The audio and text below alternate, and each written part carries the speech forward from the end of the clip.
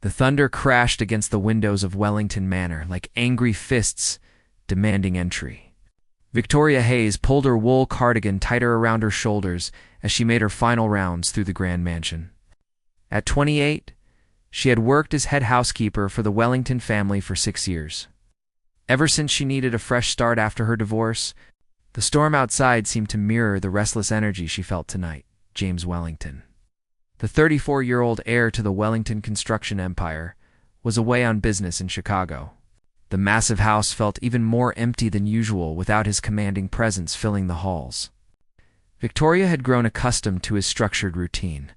His morning coffee at exactly 7, his preference for silence during breakfast, and his habit of working late into the night in his oak-paneled study. An unexpected cry as Victoria reached the grand foyer. A sound pierced through the storm's fury that made her freeze. A baby's cry, desperate and heartbreaking, seemed to come from just outside the front door. She pressed her ear against the heavy wooden door, certain she must be imagining things. But there it was again, unmistakably the wail of an infant in distress. With trembling fingers, she disarmed the security system and opened the door. The wind nearly knocked her backward, but there on the marble steps sat a wicker basket covered by a soaked blanket. Inside, a baby no more than 3 months old cried with tiny fists raised toward the stormy sky. Victoria's maternal instincts, dormant since her own pregnancy loss 2 years ago, surged to life. She scooped up the basket and rushed inside, her heart pounding with a mixture of shock and unexpected joy. The baby was beautiful, with striking blue eyes and soft brown hair that reminded her of someone, though she couldn't place who. A mysterious message nestled. Inside the baby was a rain-soaked envelope with Wellington family written in elegant script across the front. Inside, a note in the same handwriting read, "His name is Oliver. He belongs with his father. I cannot give him the life he deserves, but you can. Please love him as I do. The truth will come when the time is right." Victoria stared at the words, her mind racing. James had never mentioned having a child, but then again he rarely shared personal details about his life. She knew he dated occasionally, had seen elegant women arrive for dinner parties, but he had always been intensely private about his relationships. First night together, Victoria spent the night transforming the guest bedroom into a makeshift nursery. She found baby clothes in the attic that had belonged to James when he was small, carefully preserved by his late mother. As she fed Oliver with formula she had rushed out to buy from the all-night pharmacy, she marveled at how naturally everything felt. The baby seemed to sense her gentle nature and calmed in her arms. His tiny fingers wrapped around hers with surprising strength, and when he looked at her with those impossibly blue eyes, Victoria felt something shift in her chest. It was as if a door she had locked after losing her own baby had suddenly opened again. James returns the next morning. James arrived home earlier than expected. Victoria heard his car in the driveway and quickly gathered Oliver from his temporary crib. She had rehearsed what she would say, but seeing James walk through the front door in his perfectly pressed suit, his dark hair slightly tousled from travel, all her words disappeared. "Victoria, I'm home early." The meeting's finished ahead of schedule. He stopped abruptly when he noticed the baby in her arms. "What on earth, Mr. Wellington? I found him on the doorstep last night during the storm." There was a note. She handed him the letter with shaking hands. Watching as his expression changed from confusion to shock to something that looked almost like fear, James read the note twice, his jaw tightening with each word. When he looked up at Victoria, she saw something in his eyes she had never seen before: vulnerability. "Questions without answers I don't understand," James said. Sinking into one of the leather chairs in the foyer, "I would remember if I had a child. I've always been careful about ... double quotes." He trailed off. Victoria sat across from him, still holding Oliver, who had begun to fuss. "The note mentions his father specifically. Could there be someone from your past who might think you're the father?" James ran his hands through his hair, a gesture Victoria recognized as his way of processing stress. "There have been relationships, but nothing serious enough for ... this. And why wouldn't she just call me? Why leave him on the doorstep like something out of a Victorian novel?" As if sensing the tension in the room, Oliver began to cry. Without thinking, Victoria began to rock him gently, humming a lullaby her own mother had sung to her. The baby quieted almost immediately, his eyes fixed on her face with complete trust. An unexpected proposal. James watched this interaction with growing amazement. "You're natural with him," he observed softly. "Have you taken care of babies before?" Victoria's cheeks flushed. "I always wanted children. My ex-husband and I tried for years, but ... double quotes.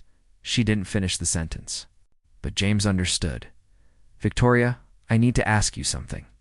And please know that whatever you decide won't affect your position here." James leaned forward, his expression serious but kind. "Until we figure out who this baby belongs to and what the truth is, would you be willing to help me care for him? I know it's not in your job description, but I don't know anything about babies, and he clearly responds to you." Victoria looked down at Oliver, who had fallen asleep in her arms. The weight of him felt perfect, like a missing piece of herself had been returned. "Yes, Mr. Wellington, I'd be honored to help care for him." Neither of them realized in that moment that this tiny arrival would change everything they thought they knew about family, love, and the carefully constructed walls they had both built around their hearts. 2 weeks had passed since Oliver's arrival, and the Wellington Manor had transformed into something Victoria never expected, a home filled with the sounds of life. James had surprised her by taking time off work to help establish routines for the baby. She watched him struggle with diaper changes, his large hands fumbling with the tiny snaps on sleepers, and felt her heart soften toward him in ways that confused her. Detective Rachel Stone arrived on a rainy Tuesday morning, her sharp eyes taking in every detail of the elegant foyer. She was a woman in her 40s with graying hair and a no-nonsense attitude that immediately put James on edge. "Mr. Wellington, I understand you've had an unusual situation here," Detective Stone said. Settling into the chair across from James's desk in his study, Victoria sat nearby, Oliver sleeping peacefully in her arms, unraveling the mystery. "I've been investigating missing persons reports and found something interesting," the detective continued, pulling out a file. 3 weeks ago, a young woman named Emily Chen was reported missing by her roommate. She's 24, works as a graphic designer, and according to hospital records, gave birth to a baby boy exactly 3 months ago. Victoria felt her breath catch. James leaned forward, his expression intense. "Do you think she's the mother?" The timing fits perfectly. But here's where it gets complicated. Detective Stone opened another folder. "Emily Chen has no record of ever meeting you, Mr. Wellington. However, her medical records show she listed father unknown on the birth certificate." James stood and walked to the window, his shoulders tense. "Then why would she bring the baby here? Why would the note say he belongs with his father?" A shocking revelation. Detective Stone cleared her throat. "That's what I came to tell you. We found Emily Chen yesterday. She's been staying at a women's shelter in the city, recovering from postpartum depression. When we showed her the note, she broke down completely." Victoria's heart began to race. She held Oliver closer, suddenly afraid of what they were about to learn. "Mr. Wellington, Emily Chen says she's never met you, but she admits to writing the note and leaving the baby here." The detective paused dramatically. "The baby's father is your younger brother, Thomas Wellington." The silence in the room was deafening. James turned from the window, his face pale. "That's impossible. Thomas died in that car accident 5 years ago. Emily was 17 when she met your brother at a college party. It's just months before his death. She never told him about the pregnancy because she discovered it after the accident. She's been raising Oliver alone, but her depression got worse, and she felt she couldn't provide for him properly." Love in the shadows. Victoria watched James process this information, seeing the pain and relief warring in his expression. Oliver wasn't his son, but his nephew, the last piece of his beloved younger brother. "She chose your family because she researched you after Thomas died," Detective Stone continued. "She knew you were successful, stable, and she hoped you would give Oliver the life she couldn't. She left him here as a final act of love, even though it nearly destroyed her." James sank back into his chair. "Where is she now?"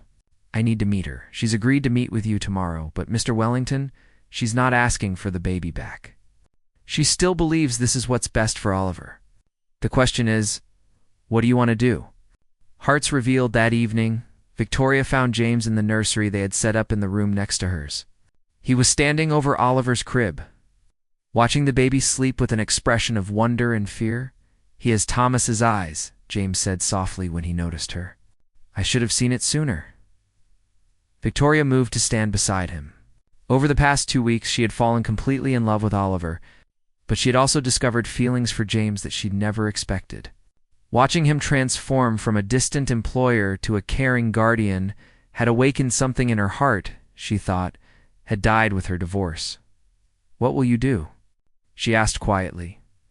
James turned to look at her, and in his eyes she saw something that made her breath catch. Victoria, these past 2 weeks, watching you with Oliver, seeing how you've made this house feel like a real home, I've realized something I should have seen years ago. Her heart hammered against her ribs. Mr. Wellington, James, he corrected gently. Victoria, I'm going to adopt Oliver.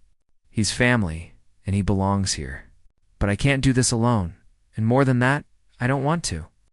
I've watched you love this baby as if he were your own, and I've fallen in love with the woman I see when you hold him. A new beginning. Victoria felt tears spring to her eyes.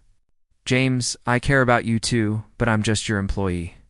You could have anyone, double quotes. I don't want anyone else, he interrupted, reaching for her hand. I want the woman who sings lullabies at midnight, who makes terrible jokes to make me smile when I'm stressed, who turned my empty house into a home. Victoria, I want us to be a family, you, me, and Oliver. Before she could respond, Oliver woke with a soft cry. They both reached for him at the same time, their hands touching as they lifted him together. In that moment, Victoria saw their future clearly, not as employer and employee, but as partners, as parents, as people who had found love in the most unexpected way. The next day, Victoria accompanied James to meet Emily Chen at a quiet coffee shop downtown. Emily was a petite young woman with dark circles under her eyes and hands that shook slightly as she held her cup. Victoria's heart went out to her immediately. Thank you for coming, Emily said softly. I know what I did was wrong, leaving him like that, but I was desperate. James leaned forward, his voice gentle. Emily, you weren't wrong to bring Oliver to family. Thomas would have wanted us to know about his son. Emily began to cry. I loved your brother. He was kind and funny, and he made me feel like I mattered. When I found out I was pregnant after he died, I felt like I had been given a gift and a curse at the same time. Victoria reached across the table to squeeze Emily's hand. You've been so brave raising him alone, but you don't have to carry this burden anymore. The decision, I want to see him grow up, Emily continued, but from a distance. I'm getting help for my depression, and I'm going back to school.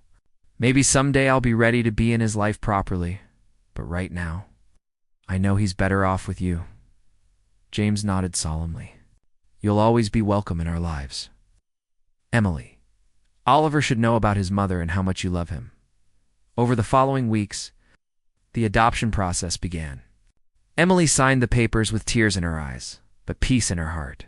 She visited twice more, bringing photo albums of Oliver's first 3 months and sharing stories about Thomas that made James laugh and cry at the same time, building their future as autumn painted the trees around Wellington Manor in brilliant colors. Victoria and James found themselves drawn closer together.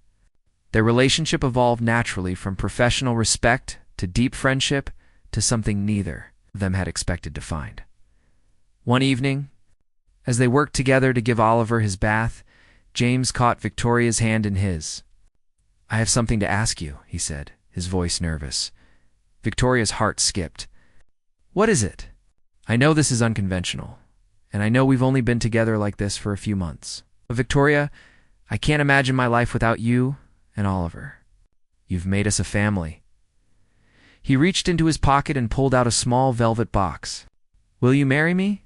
The diamond ring caught the light from the nursery lamp, but Victoria barely saw it. She was looking at James's face, seeing the love and hope and fear there, and knowing that her answer would change everything. A Christmas wedding, yes, she whispered, and then louder. Yes, James, yes. Oliver chose that moment to splash water everywhere, soaking both of them and breaking the tension with his delighted giggles.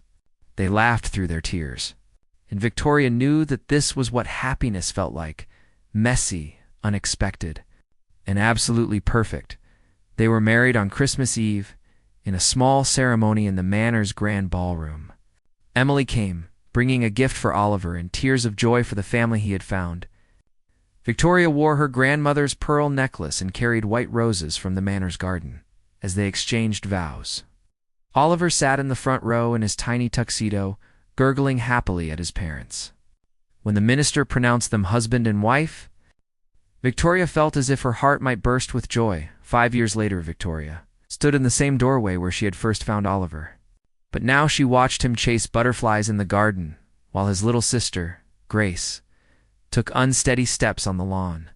James emerged from his study, having finished his morning calls, and wrapped his arms around his wife. "Any regrets?" he asked, kissing her temple.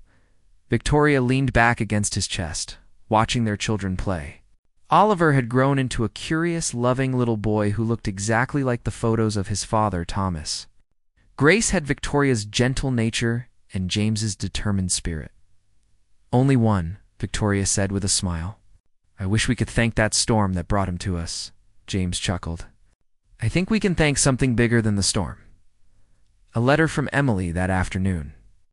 The mail brought a letter from Emily, now Dr. Emily Chen, who had finished medical school and was starting her residency in pediatrics.